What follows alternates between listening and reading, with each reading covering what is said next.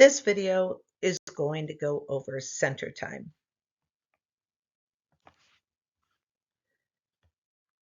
Center time is typically one-on-one time, one student and one educator. It can be small group, 2 to 3 students to an educator, so it's not always one-on-one. This is where discrete trial training takes place. I'll go over discrete trial training in another video, as well as academic skills, fine motor skills, other specific goals and objectives that are individualized to this student. Make sure that time in center time is more fun than time out, right?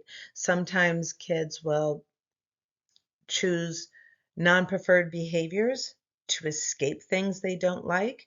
And so you might say, oh, that's it, time out. But they prefer going to time out to center time. So make sure center time is more preferred. We can do this a couple of ways. One, have reinforcement. Make sure that they are getting something they like for being in center time. Save special items for center time. If there's toys that they really like to play with, maybe those are the toys they only get to access when they're working in center time. Same as preferred edibles. Maybe they can only access those preferred edibles when they're in center time. Use frequent preference assessments so we make sure that we're offering them something that they really want. And a token board can help here too. Also, don't have a really long session for center time. That can make it really aversive for a student. Have 3 or 4 short sessions throughout the day that are approximately 15 minutes. Use visuals. Oftentimes, kiddos for whom we use center time are also learning communication, learning language. Visuals will help ensure that they understand what we're expecting of them, what they're going to get from it, and how long they're going to have to do it. When you're using visuals, make sure you understand your audience. Do they need something more concrete, like an actual photograph of them sitting at center time? Or are they going to be able to understand something more symbolic, like a line drawing of a stick figure at center time? Those visuals should also let them know how much they need to be done before they get reinforcement, like a first then board or a token board, and how much they're going to need to get done before they're done. If they're going to have 3 activities they need to do in center time, then at their desk they can have a 1, 2, 3. Again, these are movable objects. All of the pictures can be moved and the numbers can be moved. That's what makes it a part of a PECS system. PECS stands for Picture Exchange Communication System. The reason why this is a communication system is because those pictures can be exchanged. They can be picked up and moved, handed to somebody to communicate, just like when we do a sign and the person sees that sign, it communicates. Picking up a picture and handing it to them is like making a sign and communicating. That's why it's a communication system. So all of these items are movable pictures. Just like those 1, 2, 3, when they are done with one, they can move it into the finished envelope to indicate they are done with it. When you're developing the curriculum, make sure that you have about 3 different activities, and each activity is about 3 or 5 minutes. These kiddos can't maintain focus for a long period of time, and it can be really aversive. Even if it's a simple activity, if I'm being asked to match A, B, and C for 15 minutes straight, that's not going to be really fun for me, right? So you can ask me to match alphabet letters for 3 to 5 minutes, and then I can move on to do a fine motor activity, cutting and pasting or a maze, and then I can move on to do some math. That's going to make it a more interesting and a faster paced environment. So when it's time to work, kids are prompted to check their schedule. They go to their schedule and they find that icon that indicates time for center time, and they take it with them. It's that transition object that takes them from their schedule to center time. And then they're shown this reinforcer menu. It allows them to choose what they want to work for. It automatically gets them motivated because they now know, aha, I have an opportunity to play with those Legos that I really like. I'm going to be able to have a goldfish, which I love.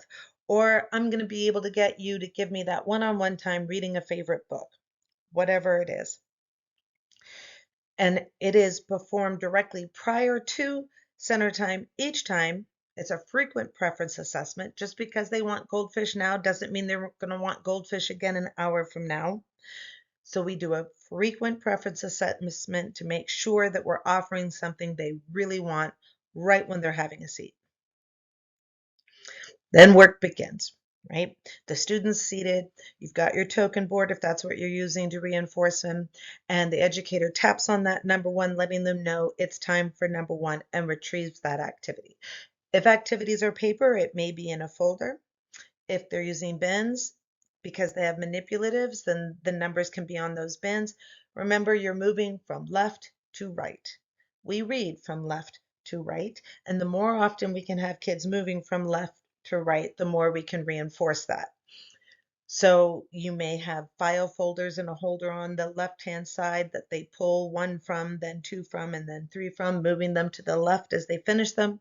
There could be a bookcase on the left and a bookcase on the right. So they're taking the bins from the left side, completing them and moving them to the right, all reinforcing that idea that we're moving from left to right.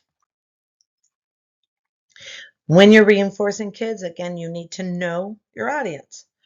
Can they complete an entire center time before they have reinforcement? In which case you could have a first then board that then just shows first center time, then, and that's where they put their reinforcer. Do they need to be reinforced after each activity? Then they could put the number of the activity that they're working on, first one or two or three, and then you get your reinforcer. Or are they going to need to be reinforced after every response? Then you have your token board. So each time they are able to snip that paper, they get a token. Each time they're able to match the color, they get the token. Then you can use the token board. But you need to know your audience as to which type of reinforcement is going to be effective. As each activity is completed, again, those items are moved. When they're done with number one, they take the number one, they put it in the finished envelope. It's again moving from left to right, and it's an indicator that shows them how much they need to get done before they get to leave center. Make sure you're pairing specific social praise as they're working. There's two reasons for this, both to increase communication skills and to prepare to fade that tangible reinforcer and have it just be supported in the natural environment by social praise. Okay, different ways this can be done is with our facial expression. Some kiddos may naturally understand that that smiling face means, I'm happy with you. You're doing what I want you to do. Other kids may not understand that. Pairing that tangible reinforcer with that facial expression and the verbal, whether that verbal is vocal, saying, matching B, good job, or signing, matching B, good job, lets them know in the moment when they're doing it, when they're matching B, we are signing or saying, matching B. Doesn't matter if they don't know that, they're going to know it. The more we pair that verbal with the action, and remember, verbal just means that it's words. Verbal can be, sign language is verbal communication. It's not vocal, but it is verbal, okay? Pairing that specific verbal praise and then pairing that good job with giving that reinforcement is going to teach them what that sign good job means, what those vocal words mean, what that facial expression means, so that we can fade that tangible reinforcer over time. And you're going to continue this until you're done, right? You're going to work on each activity for about 3 to 5 minutes. Try to end on a successful attempt, clipping through at a nice pace. Use very few words and signs. A rule of 5, no more than 5 words. Each word has no more than 5 letters, and use those words consistently, particularly for kiddos who have language deficits, who are learning language. That's going to increase the possibility that they're going to understand both what's expected of them as well as the fact that we're reinforcing them, right? Here's some extra tips. If a student doesn't want to go to center time, we may need to increase that reinforcement. Remember, the amount of reinforcement necessary for someone to perform a behavior is going to be directly related to how aversive they find that activity and how difficult it is. The harder it is for them, the more reinforcement we have to offer. The more they dislike it, the more reinforcement we have to offer. And it's not our job to decide how much they like or don't like it or how difficult it is. It is very subjective, and only they understand that. You also may want to evaluate how much access they have to reinforcement elsewhere in the environment. If prior to and after center time, they're able to access all kinds of fun activities and toys and attention, then they probably aren't going to want to go to center time, right? So you may want to remove some items from the environment and only have those things available during center time. If they're able to have that really cool Batman toy all the time, it's not going to be that reinforcing in center time. But if they can only access that Batman toy when they're working, then it's going to increase how reinforcing that Batman toy is, right? They haven't seen it all day. They're only going to be able to have it in center time. They're going to really want it instead of being really satiated by it. So evaluate your environment. How many things do you have available? Do you need to put some things up? And maybe you need to evaluate the difficulty of the materials. Perhaps you have things that are just a little too tough. And sometimes we do have to have hard things, right? We need to do hard things, but have a mix of preferred and non-preferred activities. Have a mix of things that they can do easily and things that are more difficult. Use behavioral momentum. Behavioral momentum means that if we're offering them things that they can say yes to easily, then they're going to continue to say yes. If we are giving them really hard things that they want to say no to, they're probably going to continue to say no. So let's have a good mix of things that they enjoy doing, that they're going to say yes to, before we put in some of those tougher things, and then they're likely to say yes to those as well. Also, be aware that they're maybe completing those things a little too quickly. If so, you may want to increase the number of items or activities or increase the difficulty of those things, but do that slowly and carefully so we don't accidentally make it a non-preferred activity to go to center. So in conclusion, make sure you're using visuals that both tell them what we're expecting of them, as well as how long they're going to need to wait until they are reinforced and how many things they're going to have to do before they're finished. Prepare the curriculum ahead of time, about 3 activities and each activity taking 3 to 5 minutes.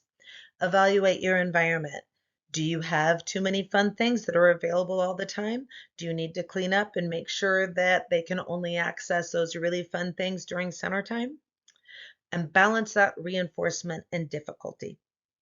The harder an activity is, the more reinforcing we're going to have to make it for them. Pair that specific verbal. Remember, verbal is both vocal and sign language praise with the reinforcer. That increases their understanding of communication and allows us to fade that reinforcer. And make sure time in center is more fun than time out. That is going to increase the participation you have from your students. Please do let me know if you have any questions or comments. I do want to improve, and the only way I can do that is if I get feedback from you. Thank you.